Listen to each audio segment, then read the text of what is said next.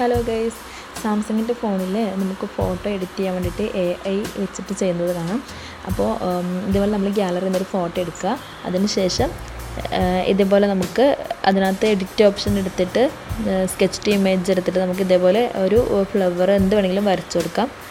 അപ്പോൾ നമ്മളിവിടെ വരച്ചു കൊടുക്കുന്നത് ഒരു ഫ്ലവറും ഒരു പൂമ്പാറ്റയും കൂടി ആയിട്ടാണ്. അപ്പം ഇതെന്താവുന്നത് നമുക്ക് നോക്കാം.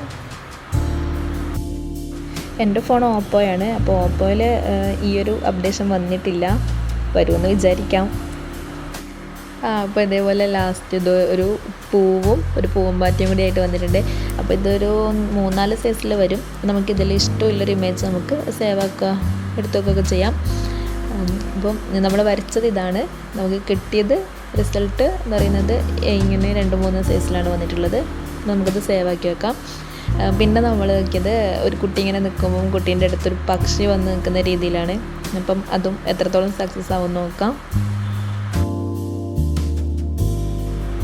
പക്ഷീനെ വരയ്ക്കുന്ന പരിപാടി ഇവിടെ നടന്നുകൊണ്ടിരിക്കുന്നുണ്ട്. അപ്പം നിങ്ങൾ എൻ്റെ ചാനൽ ആദ്യമായിട്ട് കാണുന്നവരാണെങ്കിൽ ഒന്ന് സബ്സ്ക്രൈബ് ചെയ്ത് സപ്പോർട്ട് ചെയ്യാൻ നോക്കണേ.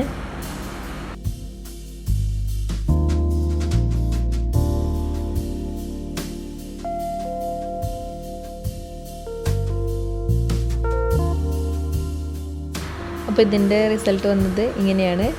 ഒരു പക്ഷി പറന്ന് വരുന്നതും പക്ഷി കൈൻ്റെ മുകളിൽ ഇരിക്കുന്നതൊക്കെയായി വന്നിട്ടുണ്ട്.